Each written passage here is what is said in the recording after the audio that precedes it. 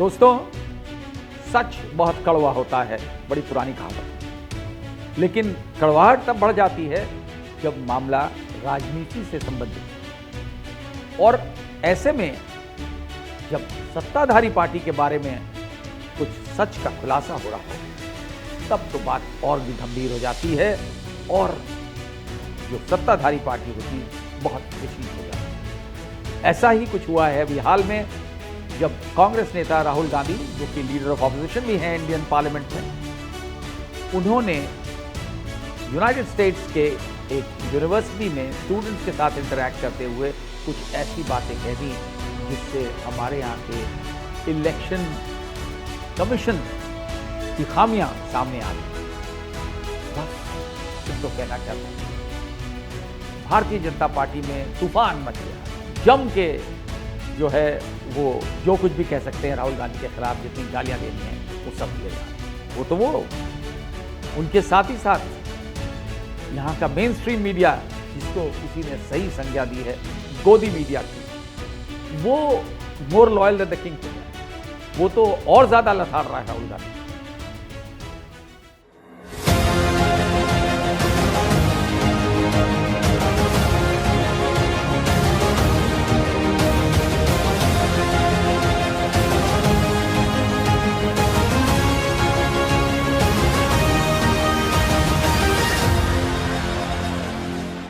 दोस्तों, स्वागत है आपका द वायर में। मैं हूं शरद प्रधान और आज हम आपको यही बताने जा रहे हैं कि किस तरीके से रूलिंग पार्टी विचलित हो समझ में आता है, लेकिन साथ ही साथ गोदी मीडिया उससे 2 कदम आगे जाकर के विचलित हो जाता है अगर यहां के बारे में कुछ सच बता दिया जाए। अब कहानी ये बना दी है उन्होंने कि जब भी राहुल गांधी बाहर जाते हैं तो वो देश के बारे में उल्टा सीधा बोलते हैं, देश को रन डाउन करते हैं, देश को अंडरमाइन करते हैं, देश की बेइज्जती करते हैं। ये और कहने का उनका मतलब ये भी होता है कि आप हिंदुस्तान में आप कहते हैं कि डेमोक्रेसी बड़ी बुरी हालत में है और विदेश में जाकर के आप भारत की डेमोक्रेसी को ही अंडरमाइन करते हैं। ये कहते हैं भारतीय जनता पार्टी वाले, आज कह रहे हैं राहुल गांधी के लिए, जबकि राहुल गांधी ने ऐसा क्या कह दिया। राहुल गांधी ने केवल ये बताया लोगों को जिसको हम और आप बहुत दफे सुन चुके हैं इस भारत की धरती पे, उनके द्वारा भी और तमाम ऑपोजिशन के लीडर्स द्वारा, तमाम इंटेलेक्चुअल्स द्वारा, तमाम ऑब्जर्वर्स द्वारा, और जो सही माने में जर्नलिस्ट हैं, यानी जो सही इंडिपेंडेंट मीडिया है, उसमें वो ये कि पिछले महाराष्ट्र के लोकसभा विधानसभा चुनाव में जिस तरीके की गड़बड़ियां सामने आईं और जिनका खुल करके जिसके ऊपर चर्चा हुई, जो सबको लोग कन्विंस हुए कि हाँ ऐसी गड़बड़ हुई है, राहुल गांधी ने यही बताया वहाँ अमेरिकन स्टूडेंट्स को कि देखिए, महाराष्ट्र का उदाहरण दिया। उन्होंने कहा इलेक्शन कमीशन तो हमारे यहाँ बहुत तमाशे करता है, लेकिन महाराष्ट्र में जो सबसे अभी रीसेंट इलेक्शन है स्टेट का, वहाँ पे जितने वोट रजिस्टर्ड वोट थे उससे कहीं ज़्यादा, जितने जो लिस्ट थी उसमें कहीं ज़्यादा वोट पड़े।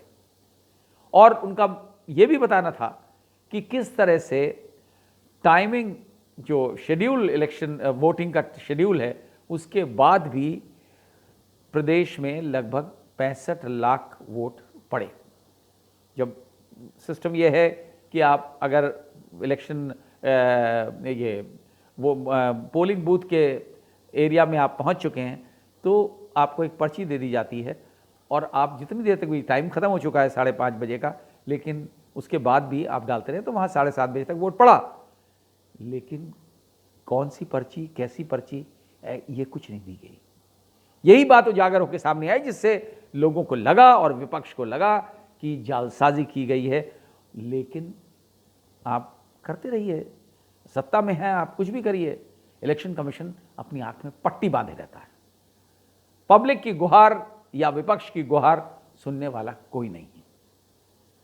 आपने देखा है किस तरीके से एक तरफ बीजेपी अभी आरोप लगा रही है, जम के पूरी बीजेपी लीडरशिप, कि राहुल गांधी ने बड़ा गलत किया है और यही है और उनके खिलाफ ये होना चाहिए, और दूसरी फॉरेन लैंड पे जाकर के उन्होंने हमारे यहाँ के इलेक्शन सिस्टम के बारे में उल्टा सीधा बोला है।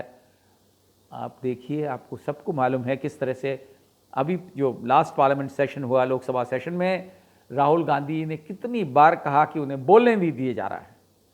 स्पीकर भी नहीं सुनते, क्योंकि स्पीकर भी शायद गाइडेड रहते हैं सत्ताधारी पार्टी से, प्रधानमंत्री।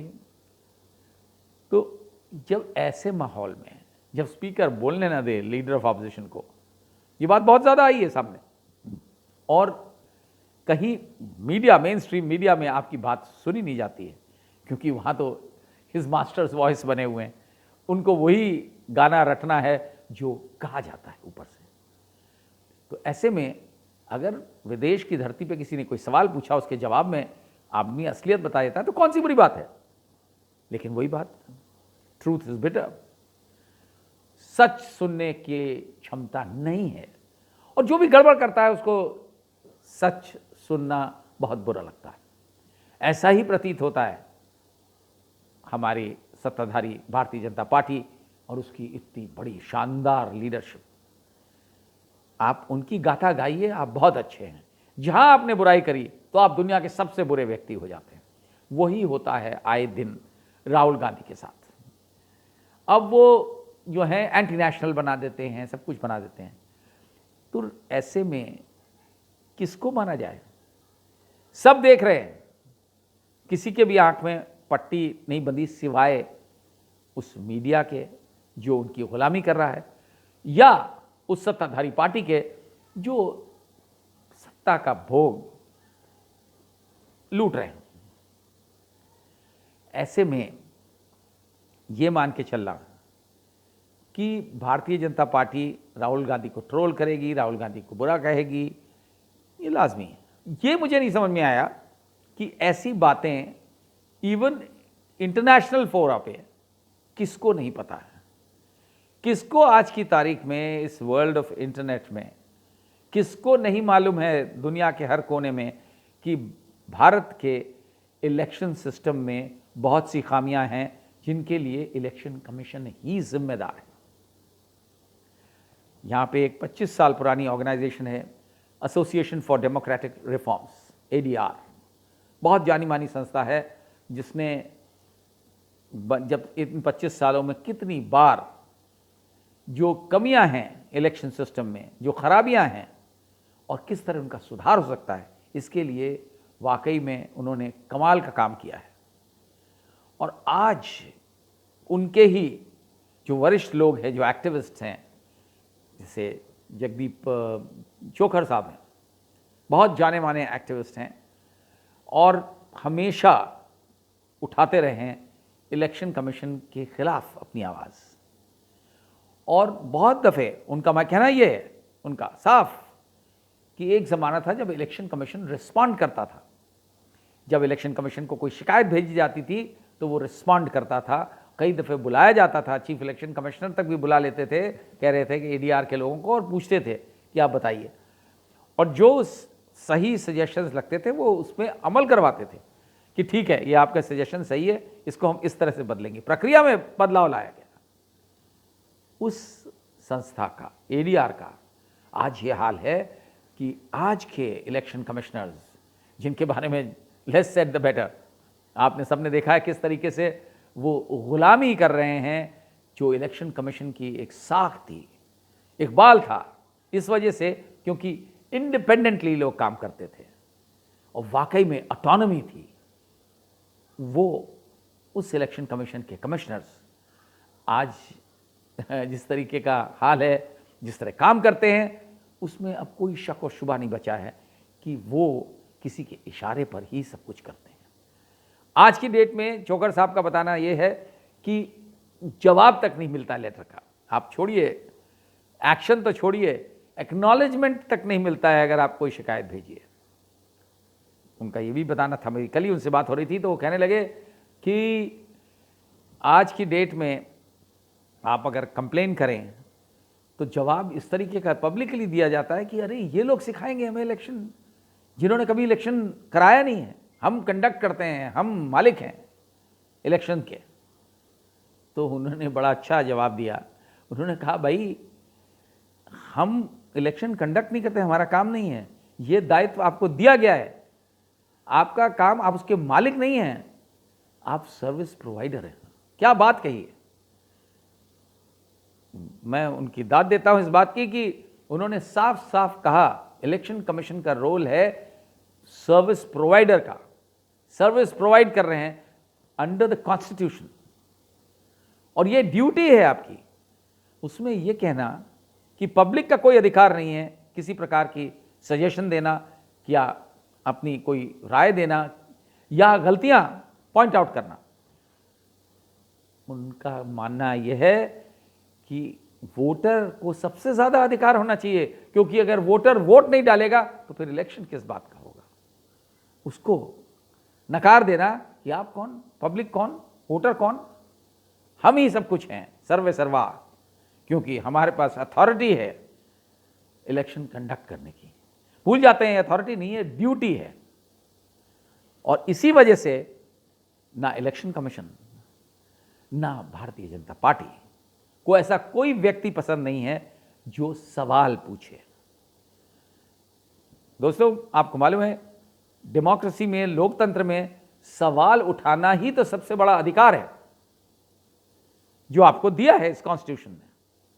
लेकिन आप अगर सवाल उठाते हैं तो आपको बुरा भला कहा जाता है, आपको आपकी हैसियत बताई जाती है, आपको कहा जाता है कि आप एंटी नेशनल हैं, आपको कहा जाता है कि आपको तमीज नहीं है, आपको यह कहा जाता है कि आपको किसने अधिकार दिया पूछने का सवाल। ये बातें तानाशाही में तो ठीक है, वो हो सकती है, लेकिन लोकतंत्र, जब तक लोकतंत्र बरकरार है, पता नहीं आगे क्या होगा। लेकिन जो रवैया है इस सत्ताधारी पार्टी का, इस सरकार का, उसमें इस तरीके की डेमोक्रेटिक वैल्यूज की कोई जगह नहीं है। कहने को ये कहते हैं, उनके जो चमचे हैं, उनके जो गुलाम हैं, वो कहते हैं अरे साहब, अगर डेमोक्रेसी नहीं होती तो आज आप सवाल पूछ सकते थे। सवाल कहाँ पूछ रहा है कोई? सवाल चंद जगह बची हैं, कुछ ही फोरम बचे हैं जहाँ से सवाल उठाए जा रहे हैं, वरना सिर्फ जी हुजूरी की जाती है। सवाल जब कोई उठाता है तो उसको लथाड़ा जाता है, पब्लिकली रिडिक्यूल किया जाता है और पेंट करने की कोशिश की जाती है कि उससे बुरा व्यक्ति इस देश के लिए कोई नहीं है। यही हो रहा है आज की डेट में राहुल गांधी के साथ, क्योंकि उन्होंने कुछ सच बोल दिया है, और सच बहुत कड़वा होता है, आप सब जानते हैं।